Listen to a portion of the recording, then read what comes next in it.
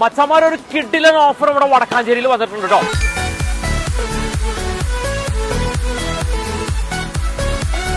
നമ്മുടെ back to സ്കൂളിന്റെ നമ്മുടെ ചങ്ങാതിമാർക്ക് ഒരു കിഡിലൻ ഓഫർ. 99 രൂപയ്ക്ക് 1 കിലോ നോട്ട് ബുക്ക്. ഇനി തീർന്നില്ല കേട്ടാ, 500 രൂപയ്ക്ക് കിഡിലൻ ഓഫർ കേട്ടോ. 1 2 20 നോട്ട് ബുക്ക്. നമ്മുടെ ക്ലാസ്മേറ്റ്സ് നോട്ട് ബുക്ക് ഉണ്ടല്ലോ, അതൊക്കെ 15% ഡിസ്കൗണ്ടാ. തീർന്നില്ല കേട്ടോ, ഓഫറുകളുടെ പിന്നാലെ വരുന്നുണ്ട്. കഴിഞ്ഞില്ല കേട്ടോ, നമ്മുടെ പെൻസിൽ ബോക്സിന്റെ വില കേട്ടാ ഞെട്ടിപ്പോട്ടോ. 5 രൂപ മുതൽ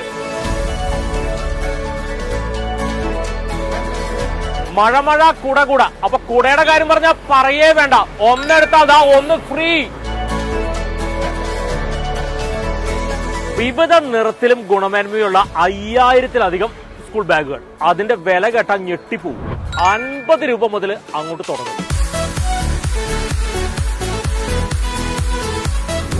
കഴിഞ്ഞില്ല വച്ചാമാരെ, വിദേശ നിർമ്മിത ബ്രാൻഡഡ് ബാഗുകൾ, അതും വിലക്കുറവില്. ടിഫിൻ ബോക്സുകളുടെ കാര്യം പറയേ വേണ്ട കേട്ടോ. ഒന്നെടുത്തു കഴിഞ്ഞാൽ ഒരെണ്ണം ഫ്രീ ആണ്. നമ്മുടെ നോട്ട് ബുക്കുകളൊക്കെ പൊതിഞ്ഞ് സൂക്ഷിക്കാനായിട്ടേ വിലയൊന്നും അധികം വേണ്ട കേട്ടോ. ഒന്നെടുത്തു കഴിഞ്ഞാൽ ഒന്ന് ഫ്രീ ആണ്. 1500 രൂപയുടെ ഓരോ പർച്ചേസിനും സ്മാർട്ട് വാച്ചുകൾ ഫ്രീ ആണത്രേ. അപ്പൊ നമ്മുടെ ലൊക്കേഷൻ വരുന്നത് വടക്കാഞ്ചേരി ബോയ്സ് സ്കൂളിന് സമീപം സെറ ബാഗ്സ് ആണ്. അപ്പൊ സ്റ്റോക്ക് തീരും വരെയാണ്. വേഗം സ്റ്റോക്ക് തീരും, അതുകൊണ്ട് വെച്ച് പിടിച്ചോ. ലാഭം എന്ന് പറഞ്ഞാൽ കിടിലൻ ലാഭമാണ് കേട്ടോ. കോൺഗ്രസിൽ നിന്നുണ്ടായ അവഗണനകൾ എണ്ണിപ്പറഞ്ഞ് തൃണമൂൽ കോൺഗ്രസ് നേതാവും നിലമ്പൂർ മുൻ MLA-യുമായ PV Anwar. VD Satheesan ചെളിവാരിയെറിഞ്ഞ് ദയാവധത്തിന് വിട്ടുവെന്ന് PV Anwar പറഞ്ഞു. ജനങ്ങൾക്ക് വേണ്ടി സംസാരിക്കുമ്പോൾ താൻ അധിക പ്രസംഗിയാണ്. കാല് പിടിക്കുമ്പോൾ മുഖത്ത് ചവിട്ടുകയാണ്. ഇനി താൻ കാല് പിടിക്കാനില്ല. കത്രിക പൂട്ടാൻ നോക്കുകയാണ്. പ്രതിപക്ഷ നേതാവിനെ ചിലർ തെറ്റിദ്ധരിപ്പിക്കുകയാണ്. അക്കാര്യങ്ങൾ വെളിപ്പെടുത്തേണ്ടി വരും. മുസ്ലിം ലീഗ് നേതാക്കളായ പാണക്കാട് തങ്ങളും PK കുഞ്ഞാലിക്കുട്ടിയും തനിക്ക് വേണ്ടി ഇടപെട്ടു. തന്നെ UDF-ലേക്ക് ക്ഷണിച്ചത് അവർ ഇരുവരുമാണ്. എന്നാൽ VD സതീശൻ അടക്കം മുഖം തിരിക്കുന്ന നിലപാടാണ് സ്വീകരിച്ചത്. LDFന്റെ ഭരണത്തിലായിരുന്നു. ആ പഞ്ചായത്തിലെ വൈസ് പ്രസിഡന്റ് തൃണമൂലിൽ ചേർന്ന് അവിശ്വാസം കൊണ്ടുവന്ന് UDFന്റെ കൈകളിലേക്ക് എത്തിച്ചു. ഇതും നിലപാടല്ല. അപ്പൊ നിങ്ങൾ ആ ക്രോണോളജി ഒന്ന് ആലോചിക്കണം. അത് കഴിഞ്ഞു. ഇപ്പോ UDFന് കൊടുത്ത കത്തിന് ഏകദേശം 4 മാസമായി. UDFന്റെ ലീഡർഷിപ്പ് ഈ മാസം 2-ാം തീയതി കോഴിക്കോട് യോഗം ചേർന്ന് ഞാൻ കൊടുത്ത കത്തിനെ കുറിച്ച് ചർച്ച ചെയ്യുകയും ഞങ്ങളുടെ ആവശ്യം നമ്മളുമായി സഹകരിച്ചു പോകാൻ വേണ്ടി UDF നേതൃത്വം തീരുമാനിക്കുകയും ആ തീരുമാനിച്ച പ്രഖ്യാപനം ബഹുമാനപ്പെട്ട MM ഹസൻ അന്നത്തെ UDF കൺവീനർ എന്ന നിലക്ക് പത്രസമ്മേളനം വിളിച്ച് കോഴിക്കോട് പത്രക്കാരായ നിങ്ങളോട് പറയുകയും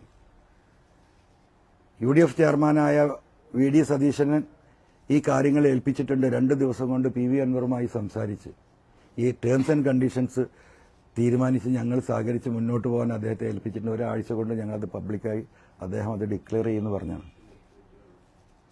അതിനുശേഷം ഒരു വിവരവുമില്ല, ഒരു കമ്മ്യൂണിക്കേഷനും ഇല്ല. പലതവണ അദ്ദേഹത്തെ ഫോണിൽ ബന്ധപ്പെടാൻ ശ്രമിച്ചിട്ട് എനിക്ക് കിട്ടിയിട്ടുണ്ടായിരുന്നില്ല.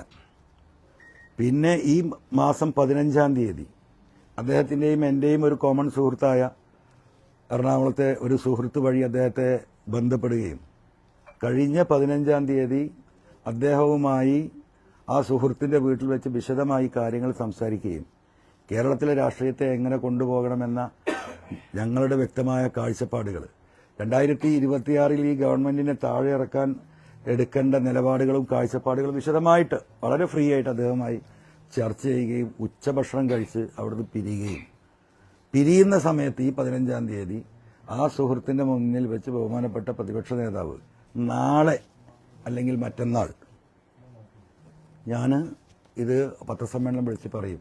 ഞാൻ അദ്ദേഹത്തോട് പറഞ്ഞു, ഒരു പത്രക്കുറിപ്പ് കൊടുത്താൽ മതി. അതല്ല, അത് ഞാൻ തന്നെ പറയണത്. നല്ല രീതിയിൽ ആ കാര്യങ്ങൾ എക്സ്പ്ലെയിൻ ചെയ്യേണ്ടതുണ്ട്. അതുകൊണ്ട് ഞാൻ 2 ദിവസത്തിനുള്ളിൽ നാളെ അല്ലെങ്കിൽ മറ്റന്നാൾ എക്സ്പ്ലെയിൻ ചെയ്യുന്നു പറഞ്ഞു. പിന്നെ ഒരു വിവരമില്ല. AICC ജനറൽ സെക്രട്ടറി KC വേണുഗോപാലിനാണ് ഇനി പ്രതീക്ഷയെന്നും PV അൻവർ പറഞ്ഞു. UDFന് കത്ത് നൽകി 4 മാസമായെന്നും PV അൻവർ പറഞ്ഞു. ഈ മാസം 2-ന് UDF യോഗം ചേർന്നു. UDF കൺവീനർ MM ഹസൻ പത്രസമ്മേളനം നടത്തി കാര്യങ്ങൾ തീരുമാനിക്കാൻ VD സതീശന് ചുമതലപ്പെടുത്തി. 2 ദിവസം കൊണ്ട് തീരുമാനം പ്രഖ്യാപിക്കും എന്നാണ് പറഞ്ഞത്. അതിനുശേഷം VDയെ ഫോണിൽ ബന്ധപ്പെടാൻ ശ്രമിച്ചിട്ടും നടന്നില്ല. ഈ മാസം 15-ന് VDയുമായി ചർച്ച നടത്തി 2 ദിവസം കൊണ്ട് പ്രഖ്യാപനം നടത്തും എന്ന് VD ഉറപ്പു പറഞ്ഞു. എന്നാൽ തുടർ നടപടി ഉണ്ടായില്ലെന്നും PV അൻവർ പറഞ്ഞു. സർക്കാരിനെ താഴെ ഇറക്കുക എന്നതാണ് പ്രധാന ലക്ഷ്യം.